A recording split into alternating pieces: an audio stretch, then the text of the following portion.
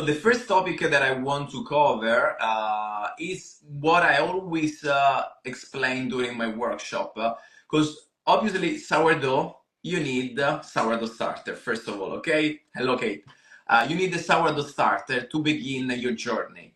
And to be able to be full with the sourdough starter, you need to understand who is behind sourdough starter? Bacteria. Okay, so we need to understand how those bacteria thrive, how what makes them happy, what criteria, in a way that if you understand how they live, you can provide what they need and you will be successful in sourdough and try to understand even more. So what I always teach in my class is sourdough bacteria. I see sourdough bacteria, and I was saying before, I try to make as simple as possible, and that's how I'm going to make as simple as possible the understanding of sourdough starter. So sourdough starter, first of all, you need to know what it is, and if you don't know yet, it's simply a mix of water and flour naturally fermented. Okay, who does ferment the mix of water and flour? Bacteria.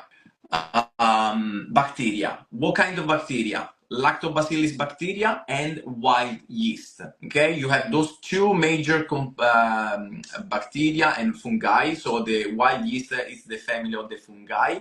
It's they are live microorganisms. Understand this? They are live. Okay, like we are live, and that's what I always say during my classes. Sourdough starter bacteria, they are live. They are like little humans. Imagine them like little humans, invisible humans inside your jar of water and flour. So now let's try to understand how we live and let's try to understand how they live. Okay, I'll try to make it short and easy to understand. Wild yeast is the same strain, is the same yeast that you find in the shop, commercial yeast, fresh or dry, but it's in the wild form. Saccharomyces cerevisiae is the name of the fungi.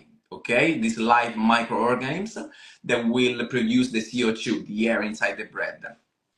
So I was saying, those two bacteria are like us. They are looking for food, okay? And what we do as humans, we eat. We eat and we gain the energy from the food. Then we gain the energy if we eat the right.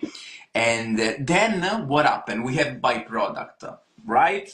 Gross, but it is what it is. We have byproduct. They are completely the same. Try to understand this. The bacteria and humans, we are completely the same in the metabolic sense. They are live, they're looking for food. Their source of food is carbohydrates. Flour, 80% of the wheat kernel is made by carbohydrates. They go inside the jar and they start their lives. And they have a metabolic process. For simply understanding, we say that they eat the sugar. There is a metabolic process. They convert the complex sugar in simple sugar, and they gain the energy. And they have byproduct. Their byproducts, they are not gross as us. They are very useful for us. They are CO2, alcohol, and organic acid. Lactic acid and acetic acid. Okay, so if you understand this concept, they need food like we do need food. They need room temperature. They thrive at room temperature, anything between 22 and 27 degrees. That's the ideal temperature for them. And they need love. These are the three things. Write down. If you want to look after for a sourdough starter, you need three things. Food, in terms of food, but don't worry, you don't need to feed your starter with the lasagna, spaghetti, meatball. You need to feed your starter with simply flour and water. And warmth, in terms of room temperature, 22 to 27 degrees, that's ideal temperature if you want them to thrive, because they don't like cold, they like to be on the beach, okay? They don't like to ski.